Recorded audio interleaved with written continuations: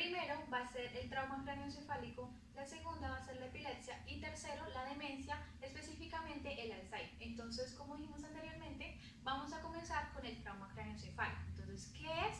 Entonces, eso lo definimos como el impacto de un objeto externo con el cerebro, con el cráneo, generando lesiones en las zonas en donde el objeto impactó y también en las zonas aledañas por el efecto golpe contra golpe. Entonces, el origen de esta enfermedad, de este daño cerebral, es pues el impacto directo pues con el objeto y el cerebro, e indirecto, que es el efecto golpe contra golpe. Hay que tener en cuenta que la zona, el lóbulo que más se ve afectado es el frontotemporal. A continuación nos vamos a comunicar con nuestra reportera Angie, que se encuentra con la mamá de la afectada que sufrió este trauma craneoencefálico y nos va a explicar cómo fue que sucedió y cómo se encuentra y cómo es el estado actual de la afectada. Muy buenas tardes, nos encontramos en la vivienda de la señora Cecilia Piz, quien es la madre de la afectada en este accidente. Señora Cecilia, ¿nos podría comentar qué fue lo que pasó y qué sucedió con su hija? Pues imagínense, mijita, que de repente así... ¡Valeria! ¡Que la ropa que se va a mojar!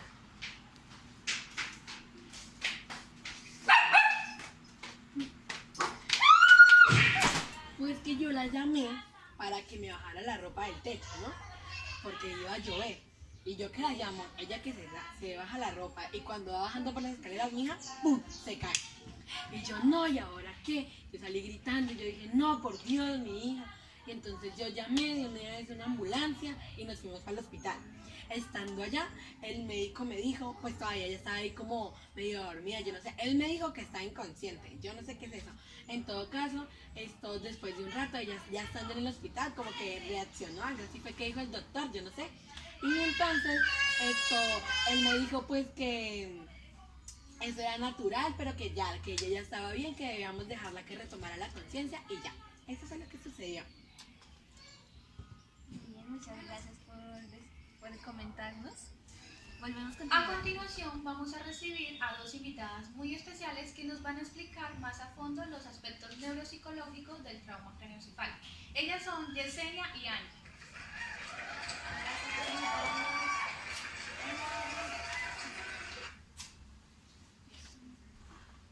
Buenas tardes, como decía Lucía, es muy común los traumas craneoencefálicos ya que se pueden presentar por cualquier accidente que tenga que ver con un golpe en la cabeza. En estos traumas craneoencefálicos se pueden presentar en dos casos, abierto y cerrado. El abierto es cuando se hace ruptura del cráneo y pues es más peligroso porque puede causar infecciones pues dentro del cerebro. Además, pues no siempre presenta pérdida de conciencia. En caso del cerrado, sí se presenta pérdida de conciencia. Esto tendría mucho que ver con la gravedad del caso. Por ejemplo, si una persona dura 15 minutos sin conciencia, pues va a ser un poco leve, mientras que si lo presenta por ahí 2 días, pues va a ser mucho más grave el trauma craneoencefálico. Además, es muy frecuente que este suceda por accidentes de tráfico, ya que pues hay muy poca protección y porque la cabeza está en movimiento y como decía Lucía, se genera el efecto golpe contra golpe. ¿Qué más puedo decir del trauma craneoencefálico? Se puede manifestar con hematomas y pues un hematoma puede ser como un brote, por decirlo de alguna manera, en el cráneo o en la cabeza, que se nota más. También se puede hacer una acumulación de sangre y puede haber este hematoma. Además, pues puede presentarse ruptura craneal, pero pues en algunos casos, como les decía, en el caso solo de abierto. Y ya, creo que no es más. Mi compañera, mi colega, les va a explicar un poco más sobre sus aspectos neuropsicológicos, más que todo la memoria y todos los aspectos que tiene. Muchas gracias. Pues, en las lesiones o desgarramientos del tejido nervioso se dan en la zona del impacto o en alguna zona del cerebro, en consecuencia del efecto golpe contra golpe que es producido cuando el cerebro se sacude dentro del cráneo. También está el edema cerebral postraumático, que es la acumulación de líquido en el encéfalo. También están otras secuelas, son las infecciones del sistema nervioso, la hidrocefalia y la epilepsia postraumática. Otro es la falta de atención selectiva, dificultad en la abstracción y razonamiento, trastornos de pensamiento, amnesia anterógrada o retrógrada, amnesia postraumática, lagunas amnésicas, depresión, muchos cambios de humor son muy frecuentes, ansiedad, entre otros. Ahora, pues, para dar más a esto, el curso y pronóstico. Para el curso y pronóstico, los principales indicadores utilizados durante la rehabilitación para el pronóstico son las siguientes categorías: las variables demográficas, los índices de gravedad, indicadores neurológicos, resultados de neuroimagen, marcadores bioquímicos y variables psicosociales. Para tenerlo más claro, se presentan en 3 grupos, que son gravedad y naturaleza de la lesión, características del individuo y variable contextual. A ustedes por hacernos una profundización sobre los aspectos neuropsicológicos del trauma craneoencefálico. Ahora vamos a explicar la epilepsia. La epilepsia se define como una afección crónica de origen diverso y que se caracteriza por crisis recurrentes, ya que es a causa de una excesiva carga eléctrica de las neuronas cerebrales. Entonces, y que producen unos movimientos involuntarios, musculares. Entonces, ahorita vamos a explicar su origen, que nos proporcionan 2 teorías. La de las alteraciones neuronales nos explica que las neuronas de las personas epilépticas tienen un umbral muy bajo. Entonces, al estar en contacto con un estímulo, estas neuronas procesan y tienen como una descarga excesiva que hace que explique los movimientos involuntarios motores y estas crisis recurrentes. Y la otra teoría de las alteraciones de los neurotransmisores nos explica que pues, nosotros tenemos neurotransmisores inhibidores y excitadores. Entonces, en estas personas, los neurotransmisores inhibidores, que son el GABA, hay un déficit. Y en los neurotransmisores excitadores, que es el glutamato y el espartato, hay como una activación excesiva. A continuación me voy a comunicar con nuestra presentadora, que nos va a explicar cómo es que se debe actuar frente a una crisis epiléptica. Buenas tardes, televidentes. Estamos aquí con la doctora, que nos va a explicar qué hacer en un caso de epilepsia. Ya, pues como ya lo ha dicho la presentadora, lo principalmente que debemos hacer es tomar a la persona, colocarla de forma contralateral, y posterior a esto, colocarle una almohada o algún objeto que le permita evitar lesiones en el caso en el que se está presentando la epilepsia, puesto que los movimientos bruscos pueden ocasionar que se golpee contra el suelo o contra algún objeto. Posterior a este debemos dejar pasar la epilepsia, la cual dura aproximadamente unos 15 minutos. No se le debe dar ingerir ningún líquido a estas personas.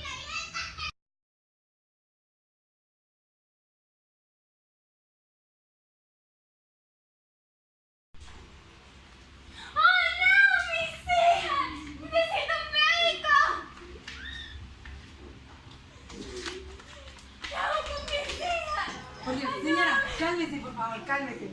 Lo primero que debemos hacer es tomarlas y ponerlas de forma lateral y colocarles una almohada o algo que impida que se golpeen en la cabeza mientras que están convulsionando. Como consiguiente, no debemos darle nada a beber hasta que se le pase la epilepsia. Esto puede durar aproximadamente unos 15 minutos, pero después de eso estarán bien. A continuación, vamos a recibir a una invitada muy especial que nos va a explicar más a fondo los aspectos neuropsicológicos de la epilepsia. Con ustedes, la neuropsicóloga Mavi Rodríguez.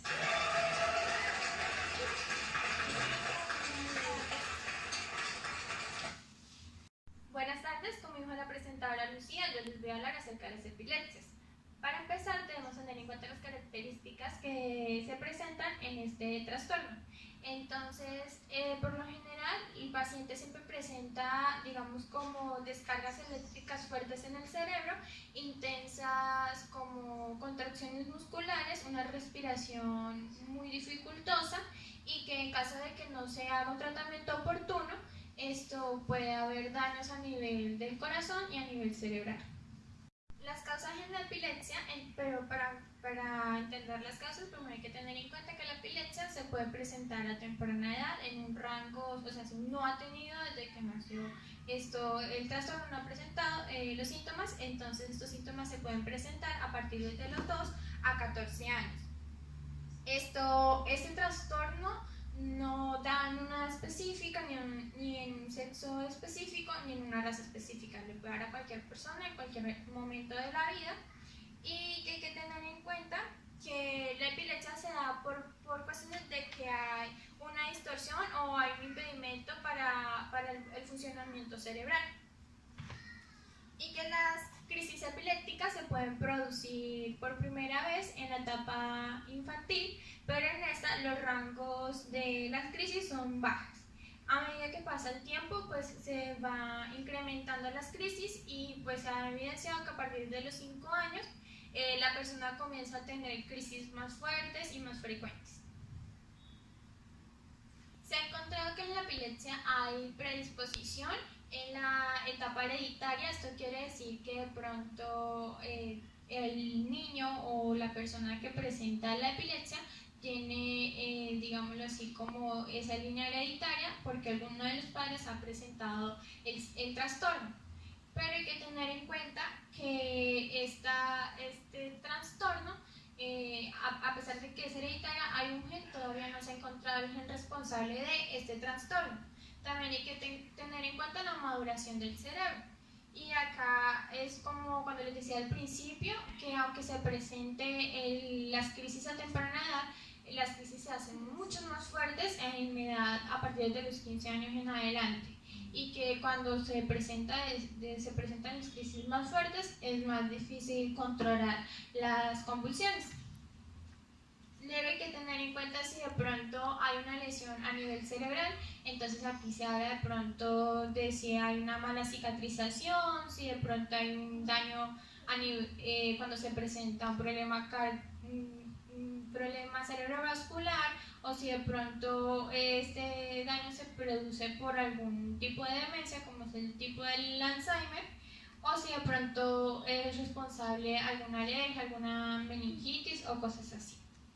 También hay que tener en cuenta que si, digamos, el paciente presenta algún problema cardíaco durante esa etapa donde tiene el problema, esto es posible que no le llegue suficiente oxígeno al cerebro y esto sería como otro predispositor para que el paciente pueda tener indicios de epilepsia o crisis. Luego tenemos la reapariciones incorrecta, que es cuando el cerebro tiene algún daño y cuando se intenta hacer nuevamente las conexiones neuronales producen mal, entonces hay una, digamos así, como conexión anormal y esto produce que también se evidencian las alteraciones a nivel epiléptico. Bueno, para hacer un diagnóstico oportuno, se debe primero conocer el historial clínico del paciente por si de pronto ya ha presentado síntomas o si algún familiar ya ha tenido este trastorno. Entonces es importante conocer todo el historial clínico que nos puede ayudar a hacer un diagnóstico oportuno. Luego se puede hacer también uso del electroencefalograma, que nos ayuda a mirar cómo está la estructura cerebral y mirar si de pronto por medio de esta herramienta esto se descubre alguna anomalía. Luego están las tomografías, que sirven para mirar si de pronto el paciente tiene alguna cicatrización mal hecha o si de pronto hay un tumor o cualquier cosa que pueda producir las epilepsias. Eso es todo por hoy. Muchas gracias, Mavi, por ofrecernos esta profundización de los aspectos neuropsicológicos de la epilepsia. Y nos vemos muy pronto. Ahora vamos a hablar de la demencia, específicamente el Alzheimer. Entonces, la demencia se define como una afección crónica y generalizada de las funciones cognitivas en donde se ven involucradas el lenguaje, el pensamiento, el comportamiento, el juicio y la memoria, en donde tienen dificultades en las habilidades de la vida diaria, en las habilidades también perceptivo-motoras y resolver problemas. Ahorita el Alzheimer es una enfermedad mental que se caracteriza por una pérdida de memoria, por una desorientación espacial y temporal y por una disfunción en sus habilidades sociales y personales y laborales. Ahorita vamos a explicar el origen. Entonces el origen se divide por el genético y por el patológico. Entonces en el genético nos dicen que estas personas tienen unos genes de riesgo y unos genes determinantes. Entonces los genes de riesgo significa que los tienen y tienen la posibilidad de desarrollar el Alzheimer, pero no es determinante. Pueden desarrollarlo o no. Entonces estos son el APOE4, 2 y 3, los que como que determinan si sufren esta enfermedad, y están los genes determinantes, que estos sí poseen estos, que son muy raros y son el 1% que tienen esta población, generan la enfermedad definitivamente por allá a los 40 o 30 años y hay posibilidades de heredar. Ahora vamos a explicar el origen patológico. Entonces nos dice que hay un deterioro de la corteza que inicia en las áreas mesiales, temporales y se extiende hasta la neocorteza. Entonces lesiona los lóbulos parietal, temporal y frontal. Además de que hay una lesión y destrucción de la neurona provocada por los depósitos extracelulares insolubles de los amiloides y intracelulares de los ovillos neurofibrilares. A continuación nos vamos a comunicar con una compañera que nos va a explicar un caso en específico de Alzheimer. Buenas tardes, estamos aquí con una familiar de una paciente con Alzheimer. Ella nos va a contar cómo es su experiencia viviendo con esta persona. Muy buenas tardes, gracias por invitarme.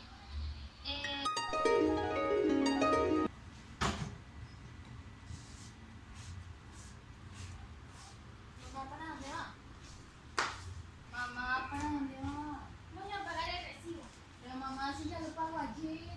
No, voy a pagar el recibo. Mamá, ya lo pago ayer. No me acuerdo, voy por el recibo. Venga, no señora. ¿Quién es usted? Pues soy su hija. ¿Sí? Esa es mi mamá, la que tiene Alzheimer. Pues uno de los síntomas o signos que a ella se le notan es que se confunde mucho con las palabras. Se le olvidan algunas cosas, por ejemplo, ayer fue a pagar unos recibos que ella había pagado. A veces se le olvidan nuestros nombres, nuestros rostros, no sabe quiénes somos, y esto genera que ella sea agresiva con nosotros por igual, porque no nos conoce. También que ella casi incendia la casa porque se le había olvidado apagar la estufa. No controla esfínteres, ya que a veces se orina encima. Y pues ha sido la convivencia con ella es muy dura, por lo cual pues es generado por lo mismo que no nos conoce y es difícil. Muchas gracias por compartir con nosotros estas experiencias. Hasta aquí la transmisión de hoy. A continuación vamos a recibir a una invitada muy especial, la neuropsicóloga Anastasia Guardia. Buenas tardes. Bueno, Anastasia Gual nos va a profundizar más sobre los aspectos neuropsicológicos y su curso y su pronóstico.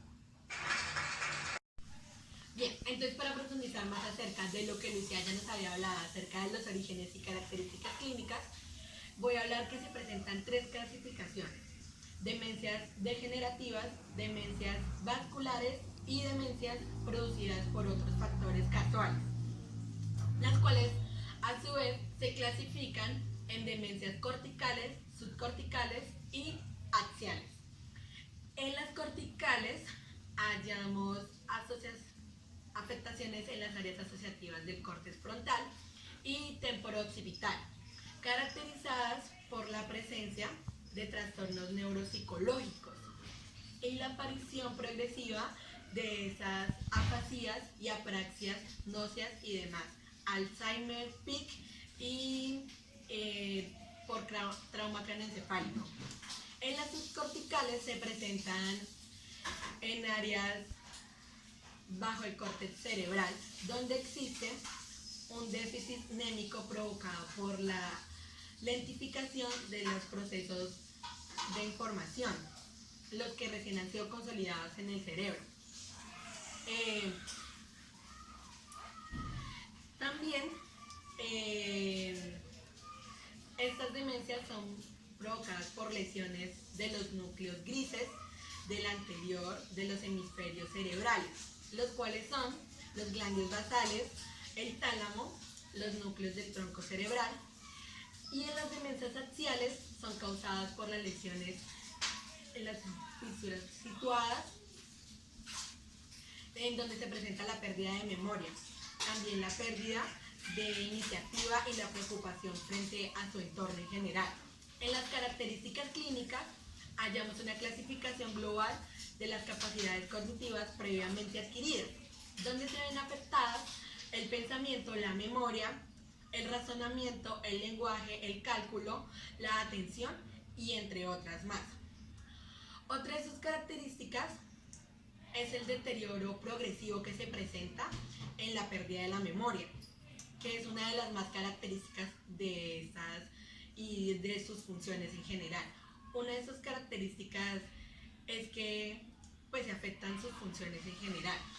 El curso y el pronóstico, entonces principalmente la primera fase se da de 1 a 3 años y se caracteriza por la dificultad de guardar la información, frecuente desorientación, y suele prolongarse, en la segunda fase suele prolongarse de 2 a 10 años, en donde se da una presencia amnésica, en la cual afecta la memoria reciente y también la de largo plazo, que es donde se almacena el conocimiento continuo de la realización, la que ya había mencionado. En la fase final se presenta de 8 a 12 años. Es el periodo final en donde se produce un grave deterioro y es en ámbito general. Estas manifestaciones se dan afasopragnóstico generalizado, donde ya el sujeto no depende de sí mismo, sino de su entorno en general. Muchas gracias, Anastasia Walsh, por ofrecernos esta profundización de los aspectos neuropsicológicos, su curso y pronóstico de la demencia, específicamente el Alzheimer. Muchas gracias a nuestros televidentes, a nuestros invitados especiales y a nuestro público estar presente para escuchar este discurso de muy gran importancia y relevancia para conocer sobre los daños cerebrales.